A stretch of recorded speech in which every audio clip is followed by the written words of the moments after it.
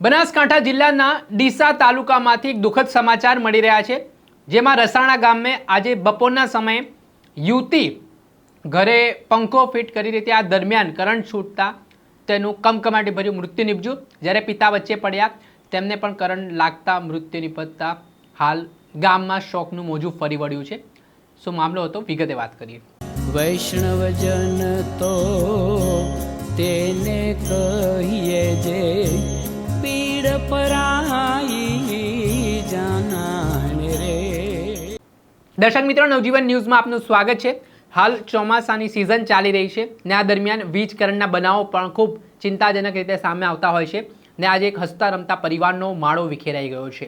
ઘટના બપોરના આસપાસની છે, જ્યાં બનાસકાંઠાના ડીસા તાલુકાના રસાણા ગામમાં એક પરિવાર છે તે જમ્યા બાદ પોતાના રૂમમાં પંખો ફિટ કરી રહ્યો હતો અને ઘરમાં પંખો ફિટ કરવા માટે એંગલ લગાવી હતી ને એંગલ જે હતી તેના બહાર યુવતી છે તે કપડાં સુકાવવા માટે ગઈ હતી ને અચાનક અર્થિંગ આવતા યુવતીને જોરદાર કરંટ વાગ્યો અને તે જમીન પર પટકાઈ। ત્યારે આ પરિસ્થિતિને જોતા યુવતીના પિતા પણ તાત્કાલિક ત્યાં સ્થળ પર દોડી આવ્યા ને પોતાની દીકરીને તેમણે બચાવ્યો। તેમને પણ કરંટ લાગ્યો ને આ કરંટના ઝટકા જોરદાર હોવાથી પિતા અને પુત્રીનું ઘટના સ્થળે જ કરુણ મૃત્યુ નીપજ્યું। આ ઘટનાની જાણ યુવતીના માતાને થતાં તેઓના પગ નીચેથી જમીન સરકી ગઈ ને જે પરિવારનો માળો વિખેરાયો છે।